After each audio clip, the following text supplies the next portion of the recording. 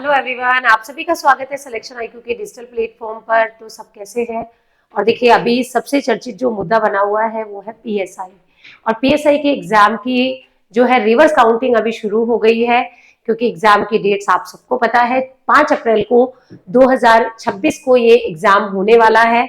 और ये चर्चित भर्ती है पिछले 2-3 सालों की। 2021 में पीएसआई का लास्ट एग्जाम हुआ था, जो कि लगातार चर्चा में बना हुआ था पेपर लीक को लेकर, फिर पेपर का रद्द होना, और अभी भी उस पर कोई फाइनल डिसीजन नहीं आया है कि फाइनली उसे रद्द समझा जाए या उसे रद्द ना समझा जाए। लेकिन हमारा मुद्दा वो नहीं है, मुद्दा है नई वैकेंसी पीएसआई 2025 की वैकेंसी। और वो जो वैकेंसी है जिसके लिए 1015 पदों पर डेट भी जारी हो चुकी है परीक्षा की, और परीक्षा डेट है जी 5 अप्रैल 2026।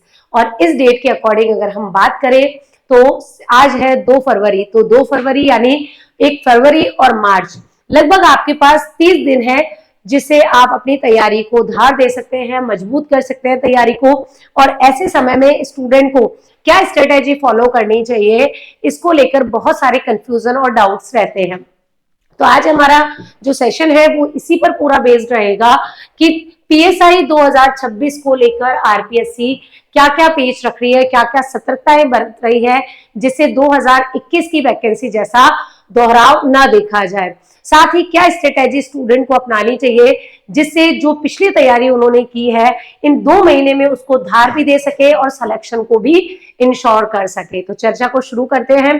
और देखिए, सबसे पहले बात करते हैं कि जो हमारी वैकेंसी है उसको लेकर अभी सरकार के द्वारा क्या क्या सतर्कताएं या आरपीएससी के द्वारा क्या क्या सतर्कताएं बरती जा रही है। तो आरपीएससी के द्वारा कई सारे बदलाव यहाँ पर किए गए हैं, जो बदलाव आरएस में भी आपने देखे होंगे कई सारे।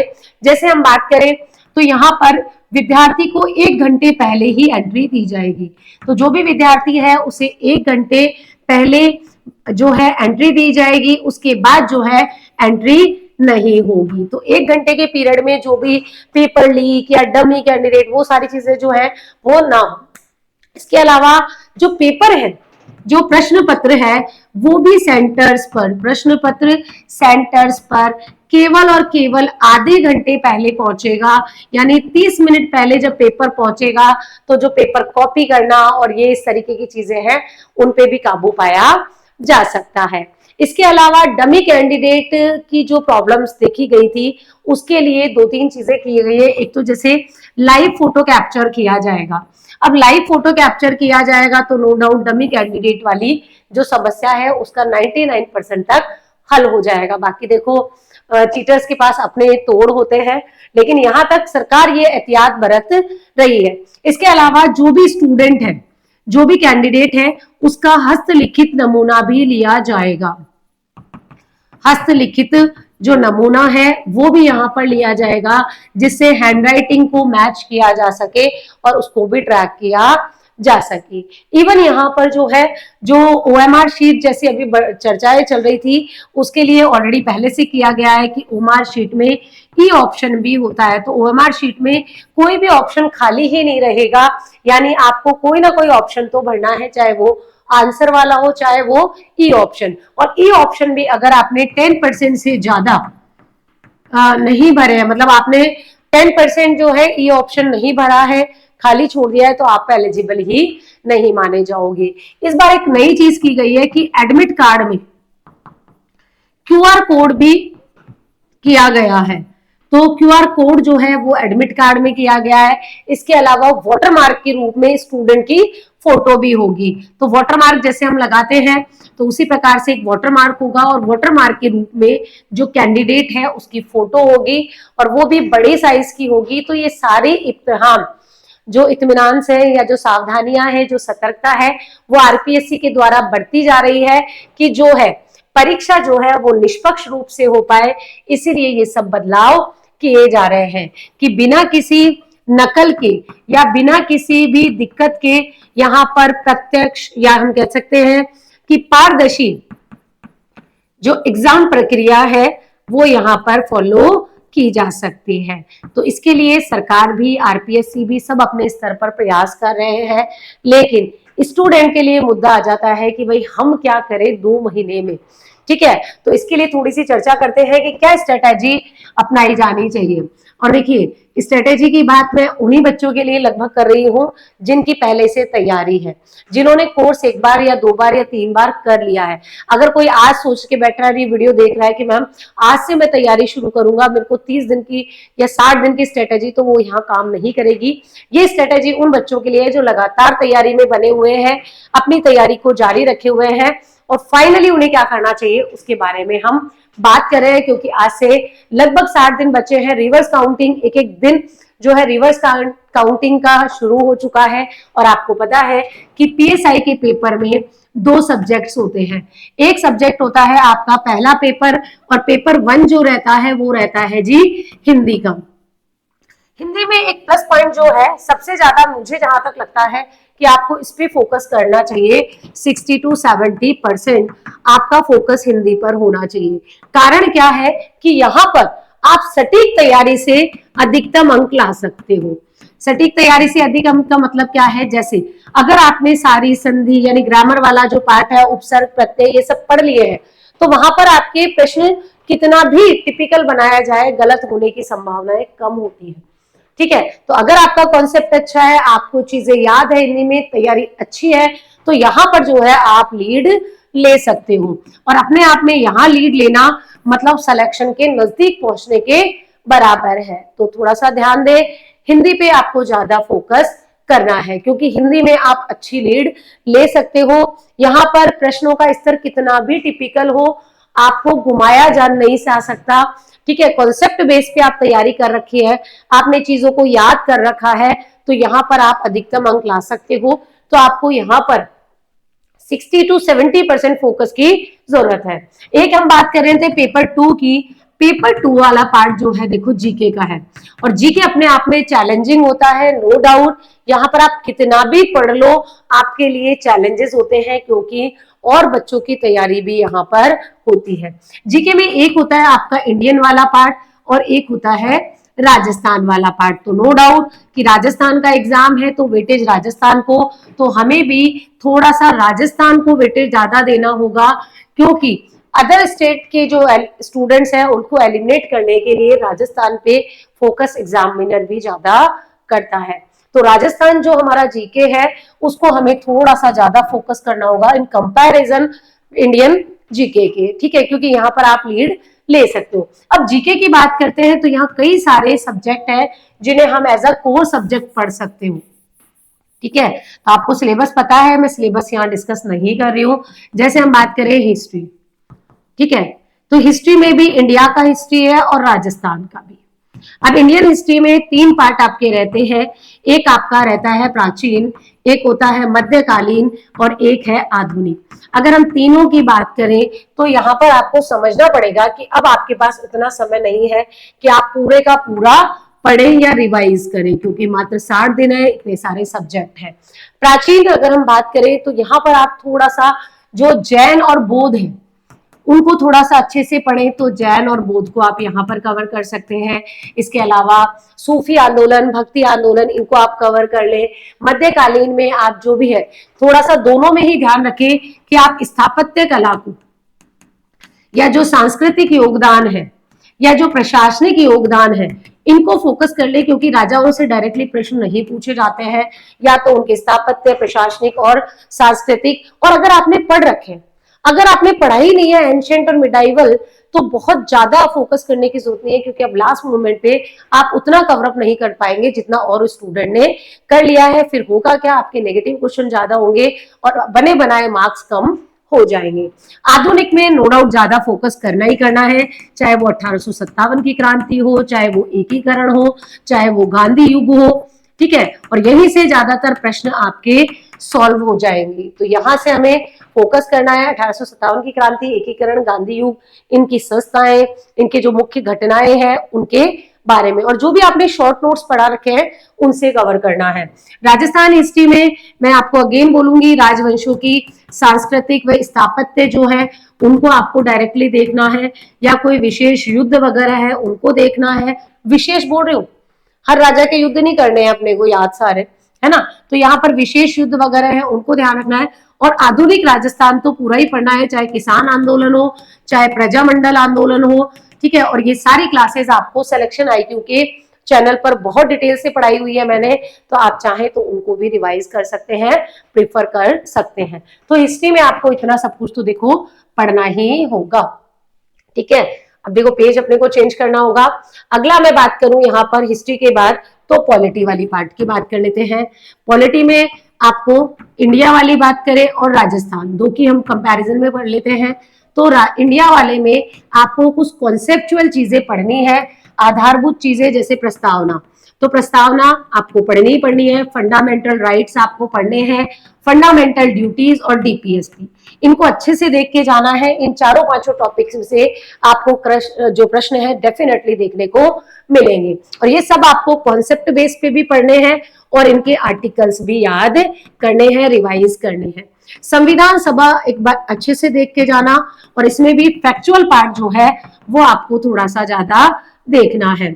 इसके अलावा जो आयोग है उनको अच्छे से पढ़ना है, और आयोग में भी विशेष करके उनकी जो नियुक्ति प्रक्रिया है वो आपको देखनी है। या हम बोले कि यहाँ से उनके जो अध्यक्ष है, यानी फैक्चुअल जो पार्ट है, अध्यक्ष, चाहे वो प्रथम हो चाहे वो वर्तमान हो, वो सबको आज अपडेट करके अपडेटेड देखने हैं कि आज की डेट में क्या सिचुएशन है, उसके हिसाब से देखने हैं।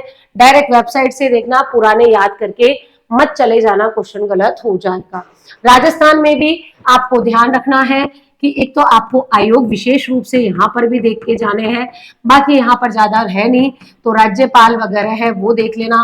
पंचायती राज से आपसे प्रश्न पूछे जा सकते हैं, अभी रिसेंटली चुनाव भी होने वाले हैं, तो वहां से भी प्रश्न अच्छे बने सकते हैं। तो ये आपका पॉलिटी वाला पार्ट है जिसको आपको यहाँ पर देखना है। ज्योग्राफी की बात कर लेते हैं। ज्योग्राफी में आपको वर्ल्ड, इंडिया, राजस्थान तीनों हैं। तो वर्ल्ड, इंडिया और राजस्थान, और इंडिया राजस्थान की अगर हम बात करें, पहले वर्ल्ड की बात कर लेते हैं। यहाँ पर औद्योगिक प्रदेश से एक प्रश्न पूछा ही जाता है, ठीक है। इसके अलावा पर्वत, पठार, नदियां, और देखो ज्योग्राफी को लास्ट मोमेंट में थोड़ा सा मैपिंग से क्वेश्चन करना, मैप के माध्यम से, इमेजेस के माध्यम से करोगे तो जल्दी कवर हो जाएगा। तो पर्वत, पठार, मैदान, नदियां, मरुस्थल, इनसे अक्सर प्रश्न पूछे जाते हैं। इंडिया वाले में भी ये सारे टॉपिक इंपॉर्टेंट है, लेकिन यहाँ फसलों से भी प्रश्न पूछे जाते हैं, खनिजों से आपके अच्छे प्रश्न पूछे जाते हैं, भौतिक विभाजन से जो है अच्छे प्रश्न आपको देखने को मिलते हैं। और यहाँ पर देखो सब बच्चों की लगभग अच्छी होती है। राजस्थान को थोड़ा ज्यादा वेटेज देना है। न्यू डिस्ट्रिक्ट्स को, जो नए जिले हैं, उनको देखते हुए ही आपको पढ़ना है।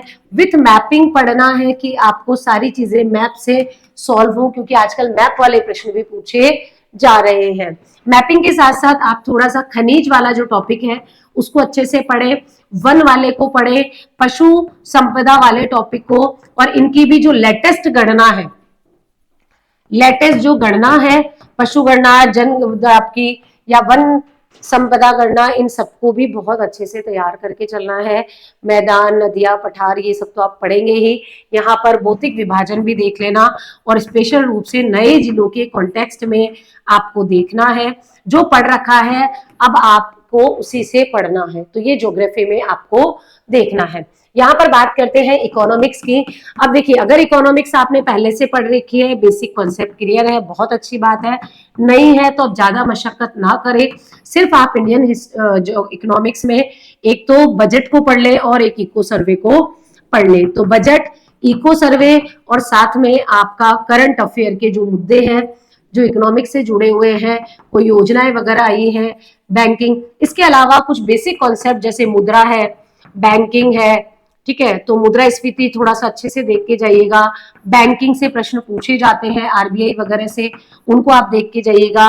गरीबी, बेरोजगारी, इनसे संबंधित जो आपकी चर्चाएं हैं उनको भी थोड़ा सा प्रेफर कर लेना। शेयर मार्केट थोड़ा देख लेना अभी के हिसाब से। और राजस्थान में तो देखो आपको नया इकोनॉमिक सर्वे पढ़ना ही पड़ेगा बच्चों। तो आपको बजट और जो न्यू इको सर्वे है दोनों में ही, तो न्यू इको सर्वे और पुराना आपको पढ़ा हुआ है, बहुत अच्छी बात है। नहीं पढ़ा है तो एक बार उससे कंपैरिजन करते हुए थोड़ा सा पढ़ लेना, तो हो सकता है पुराने वाले से भी पूछ ले, नए वाले से भी पूछ ले, ज्यादा चेंज आता नहीं है। तो डेटा वाला जो पहला चैप्टर है आर्थिक प्रवृत्तियों, यहाँ पर थोड़ा सा आपको फैक्चुअल पार्ट पे थोड़ा ज्यादा फोकस करना पड़ेगा। तो फैक्चुअल में जो अध्याय 1 है ना, उसको बहुत अच्छे से एक बार पढ़ लेना। वहां पर डेटा चेंज होते हैं, बाकी कृषि वगैरह में तो इतने डेटा चेंज नहीं होते हैं। तो ये थोड़ा सा आपको इकोनॉमिक्स में देखना पड़ेगा। अगर बेसिक आपका अच्छा है तो ठीक है। इसके अलावा राजस्थान इकोनॉमिक्स में कॉन्सेप्ट में जो संस्थाएं हैं उनको अच्छे से पढ़ के जाना, चाहे वो रीति हो, चाहे वो रीको हो, चाहे वो राजसिको हो, या हम रूडा की बात कर ले, ठीक है। तो ये सब जो है, रूडा है या राजीविका है, इनको अच्छे से पढ़ के जाइएगा, यहाँ से प्रश्न पूछे जाते हैं। प्लस इसमें थोड़ा सा करंट का भी रेफरेंस ले लेना, जो भी इकोनॉमिक एक्टिविटीज हुई है, चाहे वो राइजिंग राजस्थान हो, चाहे वो ग्राम होने वाला है, उनको भी अच्छे से देख के जाना है। साइंस की बात कर लेते हैं, साइंस एंड टेक की। तो साइंस एंड टेक्नोलॉजी में आपको बेसिक जो है साइंस अगर आपने पढ़ रखी है, bio, chemistry, physics, then okay. अगर नहीं पढ़ी है ना, तो सिर्फ आपको क्या करना है, जो भी आप टेस्ट सीरीज वगैरह ले रहे हैं, उस टेस्ट सीरीज में जो क्वेश्चंस पूछे गए ना, उनको एक बार अच्छे से रिवाइज कर लेना, ठीक है। तो ये आपकी जनरल साइंस वाला जो पार्ट है वो वहां से कवर हो जाएगा। अगर किसी ने ज्यादा नहीं पढ़ा है तो अब उसमें माथा मारने की जरूरत नहीं है, ठीक है। टेक्नोलॉजी देखो पूरा करंट का है, इसको आपको पढ़ना ही पड़ेगा, इसको आप छोड़ नहीं सकती हो, ठीक है। तो इसको करंट से कनेक्ट करके आपको पढ़ना ही पढ़ना है।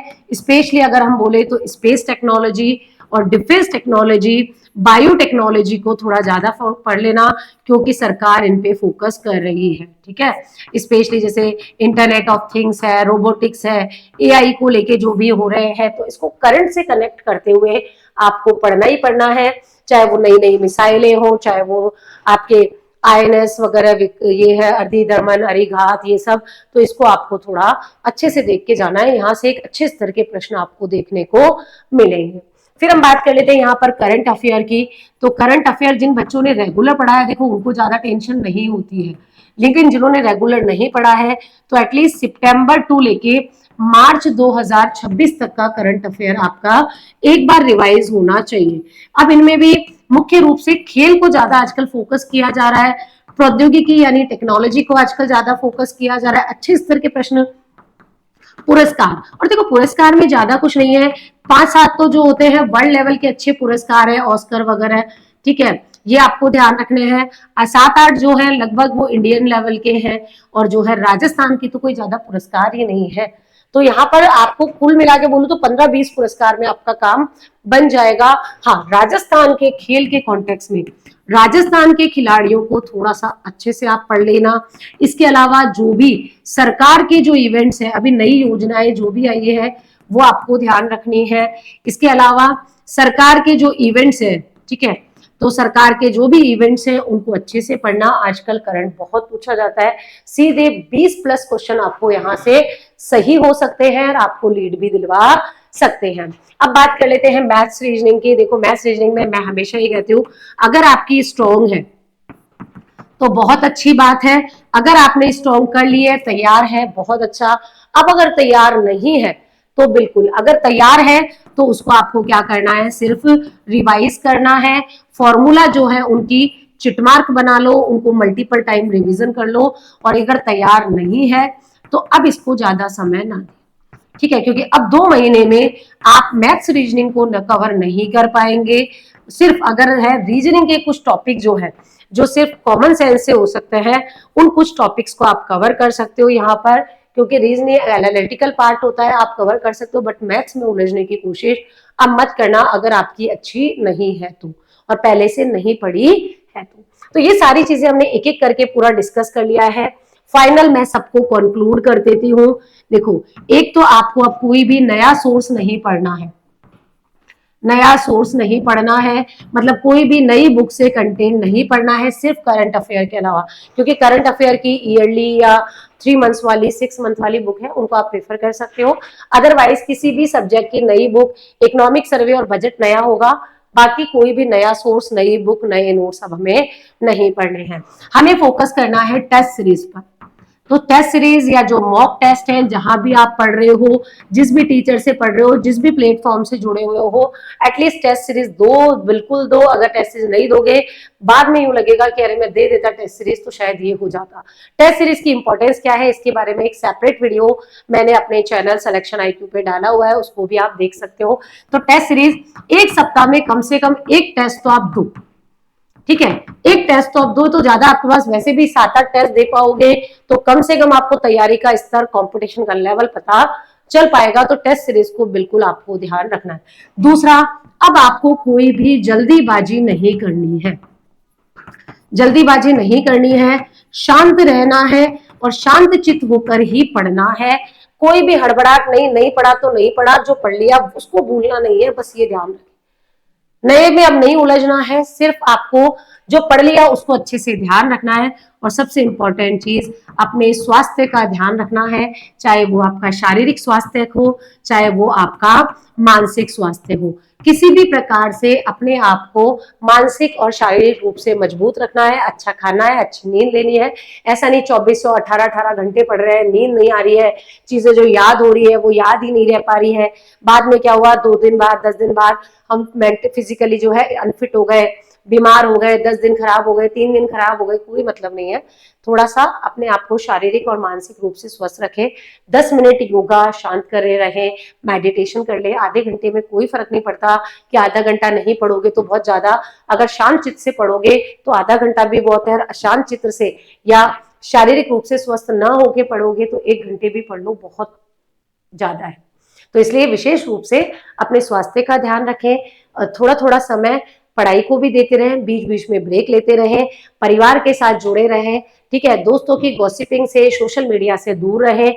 अब बिल्कुल क्विट कर लीजिए सोशल एक्टिविटी से, सोशल मीडिया से, दोस्तों से। ऐसे सिर्फ लोगों से जुड़े जो आपको पॉजिटिविटी देते हैं, आपको हम्बल देते हैं, आपको संबल देते हैं, उन लोगों से जुड़े रहें। अपनी तैयारी को जारी रहें, अपने आप पे विश्वास रखें, यू कैन डू। और आप नहीं कर सकते तो कोई नहीं कर सकता। पेपर अगर टफ है तो सबके लिए टफ है, इजी है तो सबके लिए इजी है। इसलिए अपने आप पे विश्वास रखें, अपनी तैयारी पे विश्वास रखें, मेहनत करें, मेहनत पे विश्वास रखें, ईश्वर पे विश्वास रखें, तो सब बेहतर होगा। इसीलिए विशेष रूप से स्वास्थ्य का ध्यान रखें, क्योंकि लास्ट मोमेंट पे आपकी परफॉर्मेंस तभी कागज पे या ओमेट शीट पे उतरेगी, तभी आप सिलेक्शन पे करीब पहुंच पाओगे या सिलेक्शन ले पाओगे, जब शारीरिक और मानसिक रूप से स्वस्थ होगी। तो आप सबको बहुत बहुत पहले से अग्रिम बधाइयां। साथ में ये भी बता दूं, अगर आप ये सोच रहे हैं कि पेपर पोस्टपोन्ड हो जाएगा, अभी कोई पंचायती राज के इलेक्शन है, नहीं, ऐसा बिल्कुल नहीं है। पेपर आपका 5 अप्रैल 2026 को ही पेपर होगा, यही दिमाग में रखना है। किसी भी प्रकार के भ्रम और अफवाहों से जो है हमें बचना है, क्योंकि ये भ्रम और अफवाहों जो है वो हमारे को सिलेक्शन से दूर ले जाती हैं। तो बिल्कुल नहीं उलझना है अपनी तैयारी पे। 5 को नहीं भी होता है तो भी कोई दिक्कत नहीं है ना। 5 को अप्रैल को नहीं होगा तो 6 मई को हो जाएगा, 6 मई को नहीं होगा तो 7 मई जून को हो जाएगा, 8 जुलाई को हो जाएगा, लेकिन होगा ना पेपर। तो इसलिए बिल्कुल भी अफवाहों में ना उलझे कि इलेक्शन है, पेपर नहीं होगा। अभी 100% जो है आपका पेपर 5 अप्रैल को ही होना नियत है, निर्धारित है, और उसी पे हमें फोकस करना है। बार बार में यूट्यूब पे इस तरीके की अफवाहों में उलझना नहीं है। पेपर पोस्टपोन हो जाएगा तो देख लेंगे, और नहीं होगा तो अपन पेपर देके आएंगे बढ़िया तरीके से, ठीक है। चलिए मिलते हैं फिर अगले वीडियो के साथ, और आपका वीडियो को लाइक भी करना है, साथ में कमेंट भी करें, और किस तरीके के वीडियो आपको हमसे चाहिए जो आपकी तैयारी को और मजबूत कर सकते हैं। Thank you so much.